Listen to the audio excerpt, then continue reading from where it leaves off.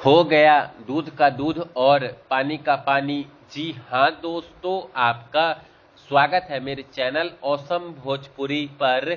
Video को पूरा देखिएगा।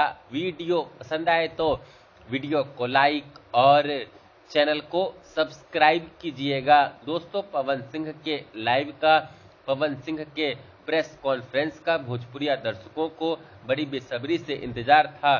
पवन सिंह ज्योति सिंह मामले के संबंध में, क्योंकि इस मामले में पवन सिंह पर लगातार पिछले 2-3 दिनों से कई तरह के सवाल उठ रहे थे सोशल मीडिया पर, यूट्यूब पर, और आखिरकार पवन सिंह ने कल एक प्रेस कॉन्फ्रेंस किया और तमाम मीडिया बंधुओं से बातचीत भी किया और अपनी बातों को रखा।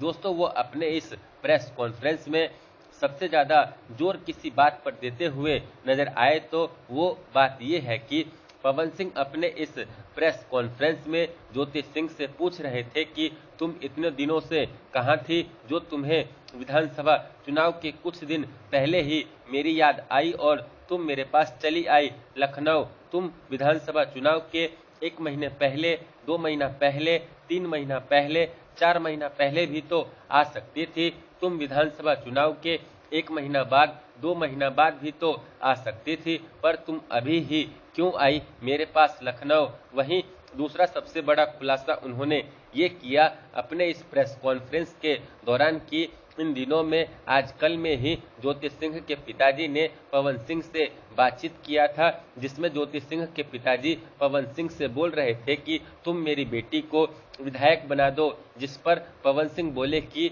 मेरे बस में नहीं है आपकी बेटी को विधायक बनाना। वो अपने इस प्रेस कॉन्फ्रेंस के दौरान इस बात पर जोर देते हुए नजर आए कि ज्योति सिंह विधायक बनने के लिए ये सब कर रही है, इतना गिर रही है। वहीं दोस्तों, इस इंटरव्यू के बाद पवन सिंह को Y+ श्रेणी की सुरक्षा मिल गई। अब हमेशा पवन सिंह के साथ 11 सुरक्षाकर्मी और 2 कमांडो तैनात रहेंगे। पवन सिंह जहां कहीं भी जाएंगे, अब उनके साथ 11 सुरक्षाकर्मी और 2 कमांडो तैनात रहेंगे। वहीं दोस्तों, वो अपने इस इंटरव्यू के दौरान कई भावुक बातें भी करते हुए नजर आए, जिसको देखने के बाद आपके भी आंखों से आंसू आ गए होंगे।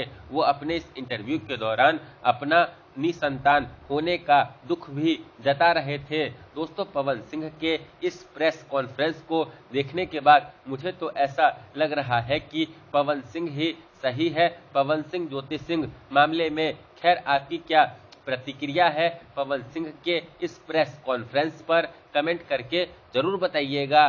धन्यवाद।